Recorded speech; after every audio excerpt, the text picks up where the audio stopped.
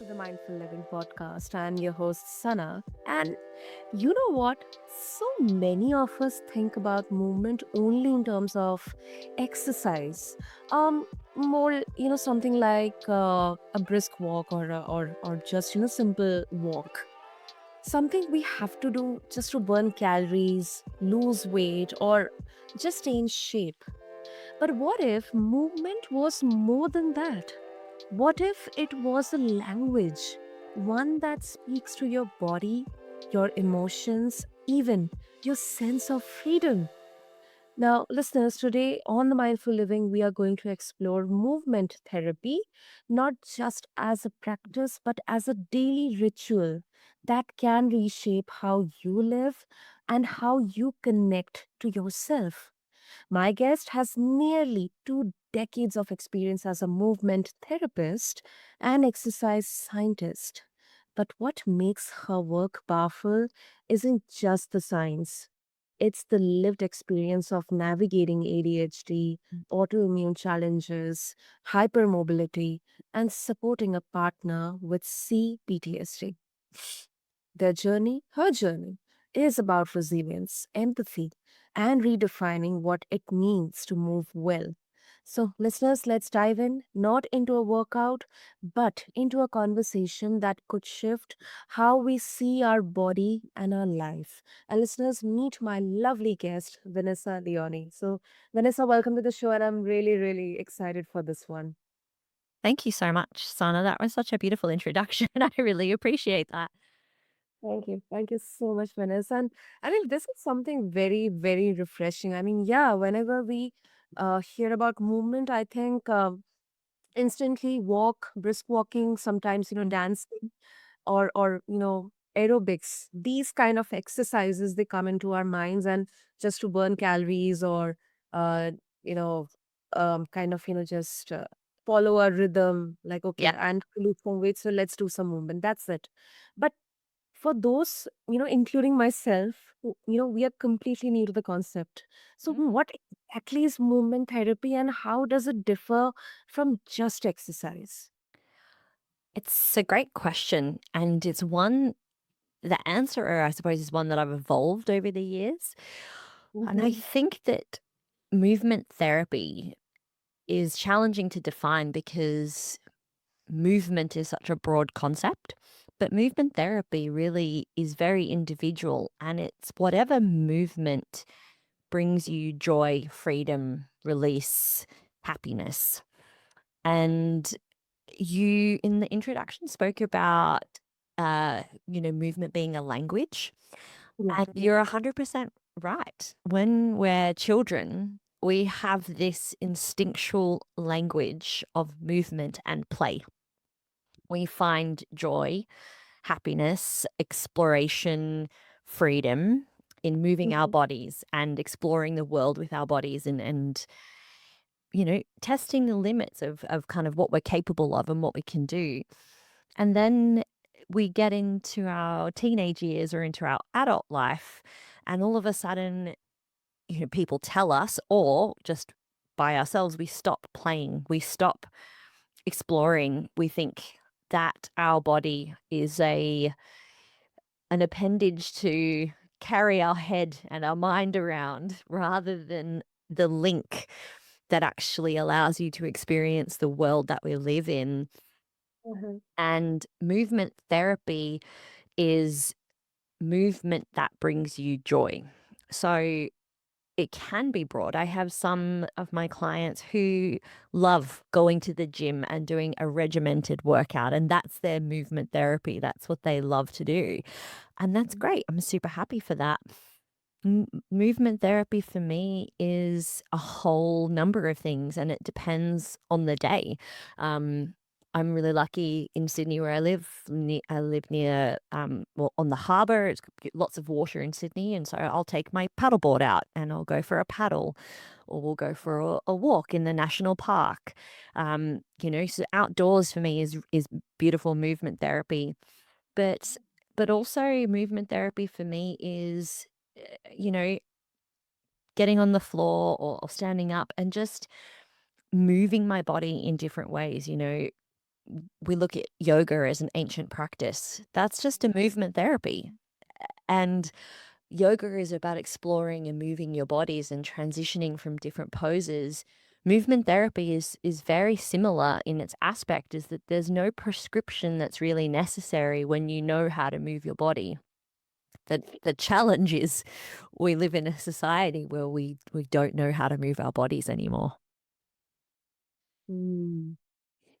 I think that's such a symbolic statement. That's a really symbolic statement, and I think it also invites us, especially the adults, even people who are in midlife or old, to Mhm. kind of inculcate that childlike excitement in Yeah. movement. For sure. It's I think it's something that's really underrated because like you said as well, exercise or fitness or training becomes like a chore. It becomes something that the doctor has prescribed so that you lose weight and you don't have to have your blood pressure medication or you hear all of the health experts talking about you have to do this amount of movement and exercise as a requirement, for health, and I don't disagree with them. However, when we approach exercise from a prescriptive perspective, we know it's not working for our society. Like we have the information out there. And so if it was an information problem, we would all be super fit and healthy and not have a worry. It's not an information problem. It's a societal problem. It's a challenge in developed worlds that we move less because it's not looked upon as something that's fun to do. It's not looked upon as a therapeutic benefit for your mind, for your soul. Um, and when you can shift that perspective, movement therapy is transformative because you find so much joy and pleasure in experiences that you can be present in and where you can move your body and you have freedom to do something.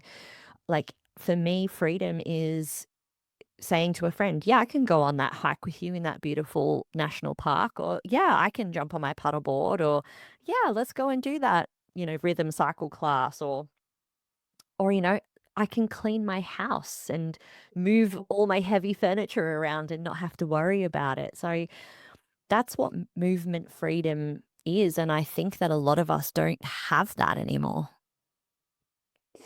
And sometimes that can be also real fun, cleaning house or organizing your stuff or even going up and down the flight of stairs. Yeah, it's cathartic, right? You feel better. Yeah, yeah. I had a really good example of that kind of joy and exhilaration that you can get from exercise is like when you're a child, there's nothing more exhilarating than running and being chased. Like, Oh, do you know what I mean? Like when you watch a child who is playing and they're being chased, you can see the thrill on their face and they're laughing and they're screaming and they're having a great time. And um, when I was running some big groups, when it was in a gym, because that's obviously where all where we move these days, I had these ladies and I took them up to the group exercise studio and we would play games. And so these ladies were, 40 plus, mhm. except for one. I think she was a bit younger, but most of them were 40 plus.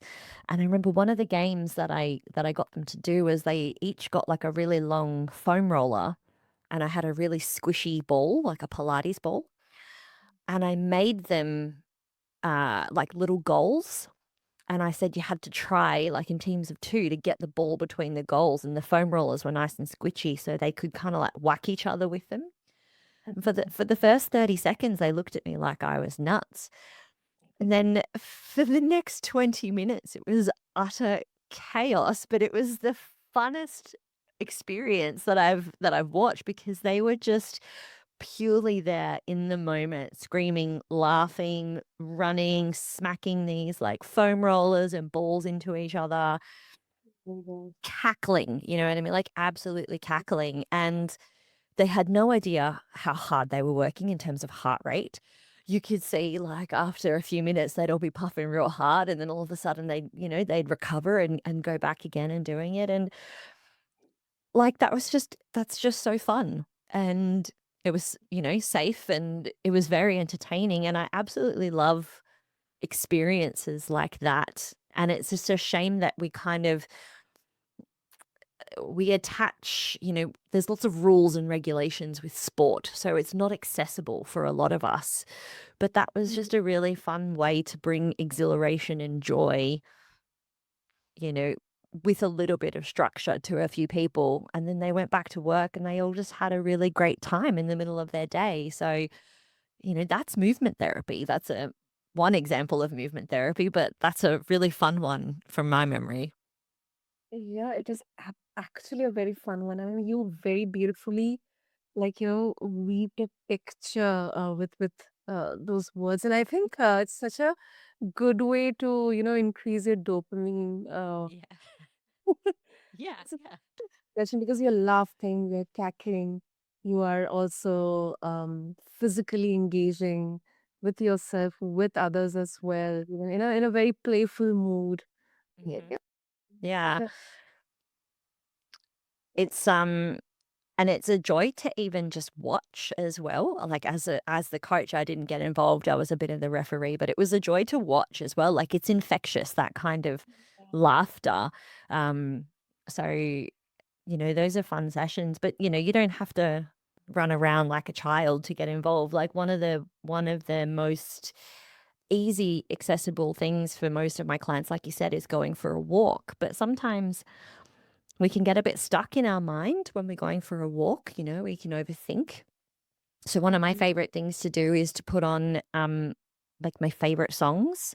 And it depends on how I feel, and I will walk to the music. Yeah. And that's really enjoyable, just find the song for the moment and go with it. Absolutely. I mean, I don't know if anyone says this, but I think I would maybe it's like a crutch. I mean, people would say that if I can't walk without listening to my favorite songs, um then it's a weakness. I mean, do you get such kind of skepticism? Like Yeah. us? Yeah. Yeah, all the time. Yeah. Look, it's great to have moments where you can be alone with your thoughts, and, there's always two sides to the coin. But at the end of the day, we have so many expectations and shoulds. Like, there's so many shoulds.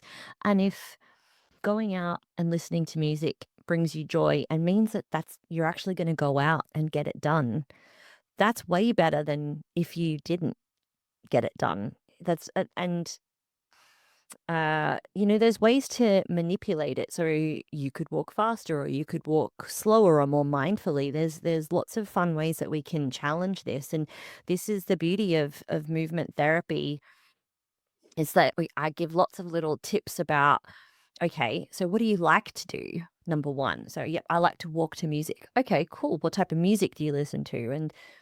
And then we can kind of manipulate, okay, well, if you listen to music that's a little bit faster, now you'll walk a little bit faster because your body instinctively wants to kind of stay in pace with the beat. So now you'll get a little bit more cardio, which is great.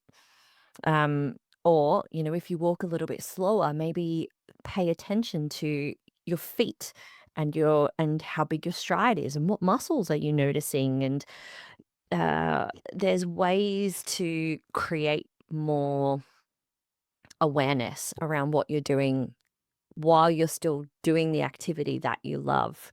And crutches in exercise, they can be damaging, but for most people, it's a safety blanket. So if it's not damaging you, if it feels good, most of the time it's going to be, something that I would encourage for sure. Yeah, yeah, I agree. And Vanessa, talking about your journey, I mean, you have openly shared about living with ADHD, Hashimoto's, hypermobility, and more. Um, I mean, first of all, uh, it's itself is such a kind of an inspiration to seek. And how have these personal experiences shaped the way you guide others through movement therapy? Mm, it's a great question. So I was late diagnosed ADHD. So the first thing I was diagnosed with was Hashimoto's, and it was in my early 30s. And yeah, so I'm only 37. I've been doing this for a long time. And it was interesting because my entire life I suppose I had the ego and identity around being very healthy and fit and strong. And when I received my Hashimoto's diagnosis, it came as a real shock. Um, it just came through a routine blood test. And it really made me think about, I questioned a lot of those healthy practices and how I could further some of them, or if some of them were not as healthy as I had originally thought. And I was just in a cycle of really pushing really hard with exercise, with work, taking on way too much, and then burning myself out and not being able to move or do things. And I suppose the diagnosis of Hashimoto's really solidified in my mind that I needed to change that practice, because I think that the practice of working too hard and pushing yourself is very common, it's very normalized. Um, and Hashimoto's was a message from my body to slow down and look after myself more. And it took time, but I did. I slowed down the intensity of my exercise. I slowed down the intensity of my work, and I focused more on movement and enjoyment and listening to my body, connecting with my body, and diving into alternative practices. And so I think the Hashimoto's coming first was very useful for me long term, and I had a couple of ups and downs with some very fascinating uh, flare ups, I suppose is what we call them, during that time. I had a flare up once. This was linked to my hypermobility, which I've known about my entire life, but I can go into a little bit more detail. But basically, my joints are very flexible, so I have trouble with dislocations, as you heard, Sana, because I had to shift this podcast for a rib dislocation earlier this week. So basically, my joints have a lot more space; they can move around very easily, which is very injury prone. So in this instance, my Hashimoto's wasn't under control, but I wasn't aware of that because I didn't wasn't really getting any symptoms, and I dislocated my knee. And I thought, oh, okay, like this hurts. I dislocated my knee. But after a few days, the pain was gone. And so I didn't really think much of it. But then what had happened, that pain response triggered an autoimmune reaction in my body. And this autoimmune reaction attacked an old injury that I'd actually never been treated for. And I had these old tears at the bottom of my feet, like right at the bottom of my feet, right where like my toes meet the balls of my feet. And I got intense swelling and intense nerve pain from the swelling. And I couldn't walk for 2 months. And no one knew what was happening. I had many and multiple tests for several weeks with many doctors until finally a physiotherapist who I knew could figure it out. And it was challenging, but it was very like all of these things that happened to me help me understand the challenges that my clients go through in terms of accessing information and medicine and getting gaslit by doctors, and then trying to navigate their own bodies when their own bodies are giving them really confusing mixed messages and signals. And that really taught me dedication to my rehab practices and dedication to my health schedule and my routine. Like that comes before anything else. If I can't look after myself first, then I can't look after anybody else. And I'm, big on on looking after other people. That's basically my whole life work. Um, so that for me was a profound moment, but it was also great because it really connected me with my community. Like I had my clients coming to pick me up from my house in the morning so that they could drive me to my fitness studio that I was working at the time, where I would sit down on the floor for their entire session and kind of tell them what to do. I'd have a few sessions and then my last client would drop me back off at home. So it's it's amazing when things happen to you and hindsight, but also silver linings. Everything in your body is a message, and it's just whether you choose to pay attention to those lessons and what those lessons can teach you and others. Um, Hypermobility is fascinating because it's very unknown, and it's something that's been coveted by dancers and gymnasts and potentially yogis in the past for being very flexible, or people might call it double jointed. But it comes at a pretty intense cost in your body, and this is a topic that I have, like, dived into, obviously from my personal experience, but just seeing so many other people battle with it and find challenges. So movement therapy and my experiences have taught me that science isn't everything, and movement, even the smallest movements, like when I couldn't walk for 2 months, all I could do was lay down on the floor, and I called it no feet Pilates, basically, as I had to do all of my workouts without using my feet. So I had to really think about how I was gonna introduce movement into my body in a specific way. But when you can't move, when you can't drive your car, when you can't walk around the house, any movement that you do is liberating and freeing. And and it's not until something gets taken away from you that you realize how much you missed it. So what I want to encourage people is to, hopefully we don't have to get movement taken away from us to understand how liberating and freeing it can be to move your body. That's so beautifully said, Vanessa. And what I feel here is, that improvisation and you know each of your experiences here, lived experiences here, they definitely you know give a shout out to mental resilience. And uh, of course, mental resilience, physical resilience, they are completely connected with each other. Mm, Yeah, absolutely right. I mean, until unless we lose, something we don't understand, or we are not actively aware or mindful about their value. So that's a very, very essential, super, super critical message. for sure. Yeah, I think a lot of people think that you just have to exercise hard to be resilient, and I don't think that that's the case. I think that resilience comes from cultivating a space for yourself, dedicated space for yourself to feel pleasure and potentially some discomfort in movement.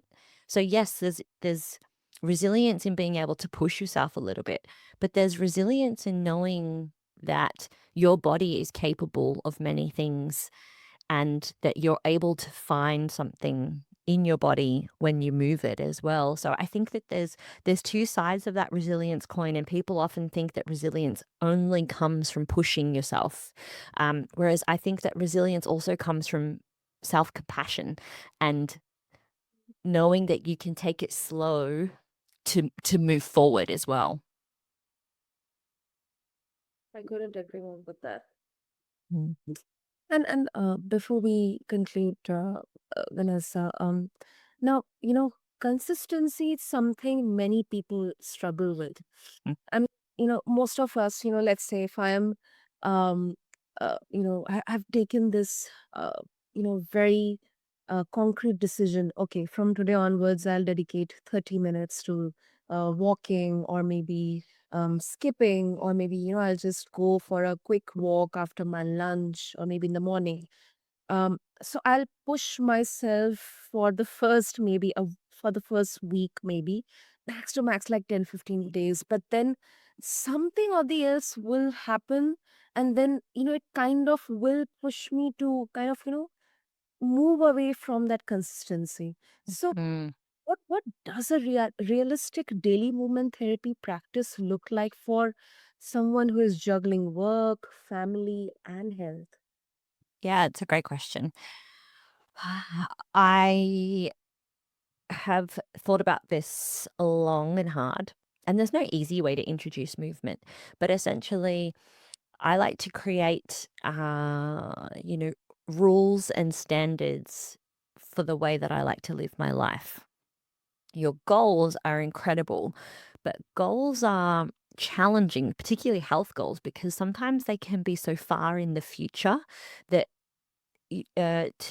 for motivation, if we're not seeing results straight away, that motivation ebbs, and then we're not motivated to do the thing that's going to get us the result in 3 months, 6 months, a year.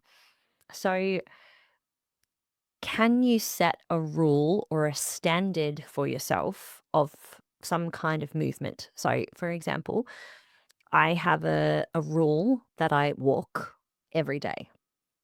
So that's the rule. My standard is that I try to hit a minimum of 7,000 steps a day. My goal is to get 12,000 steps a day. So at the very, very least, my rule is I am going to walk.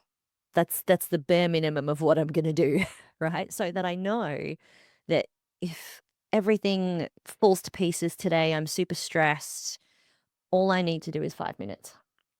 I just have to go for a walk, and it can just be around the block, and I've hit my rule. And that achievement is pretty huge when you think about it. The only times I don't hit those rules is when I'm very sick. Um, but a, a a day after a couple of days after my endometriosis surgery at the end of last year, I was like, "Okay, I need to walk. I was like, "I need to get to the end of the apartment block, and then I can come back." And then it was, I can get to the end of the apartment block and a little bit out of the house. So I built it back up again. But, we have so many standards of how we live our life. You brush your teeth twice a day. Maybe you shower every day. Maybe, I don't know, whatever your other rules around your routine or your life may be, we don't even question them, but we question movement.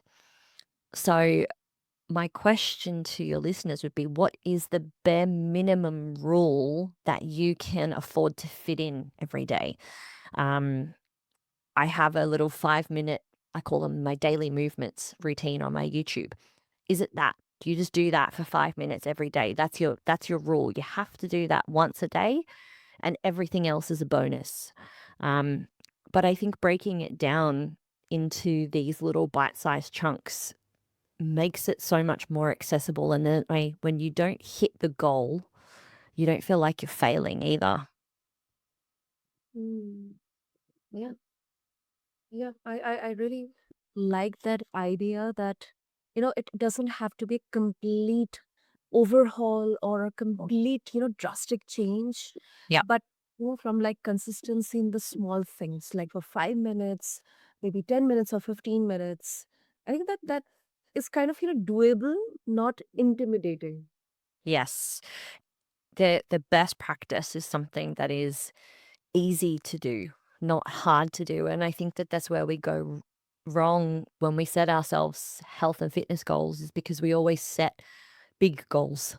We set, very large scale goals because we know that that information is out there and we want to try to achieve what people are saying that we should do. But it just makes us feel like we fail, and feeling incompetent when you do something is not a motivating factor. Like, no one wants to be bad at something. And if you're bad at something, you're much less likely to do it. So, my recommendation is do something, number one, that feels good, that you like. And that you can achieve every day, and it just start super small. Yeah, that's so true. And I have so many, and this is not any specific exercise, but in the general daily chores, like made into some kind of fun activity, like maybe I'm cooking, I'm like running here and there, washing or maybe cleaning, or Yep. just dedicating 1 hour of the day for uh you know cleaning and my house, and your body actually responds, because I've observed that for a 1 month continuously, because that was the time when I had no specific dedicated movement Mm. or exercise. But then that 1 month, I felt my body responding to that 1 hour dedicated cleaning and doing every household chore which required physical activity, physical movement. Yeah, well, I mean, feel free to come and do that in my house. It's amazing. That's really cool though, Sana. Thank you for sharing that. Oh my goodness. Okay. And Vanessa, of course, if our listeners they would like to connect with you, what would be the best way? Yeah, so I would love for you to subscribe to my YouTube channel, Vanessa Leone Movement Therapist, or on my Instagram. I am more than happy to chat to anybody who has any questions. So, yeah, feel free to reach out. Super, super. I'll make sure to have all the links in the show notes. And thank you so much. Thank you so much, Vanessa. And this was such an insightful and such a uh, I think courageous discussion, because movement isn't about forcing our body into shapes or those perfect abs or muscles, but it's about listening to it, partnering with it. So thank you so much. Yeah, I love that. Thank you so much for having me, Sana. So, to all the listeners, whether you start with 5 minutes or 50, let it be a reminder that your body isn't a problem to fix, it's a story to honor. And thank you to everyone for tuning into this episode of the Mindful Living Podcast. Until next time, may you move with intention, breathe with awareness, and live with mindfulness. Thank you.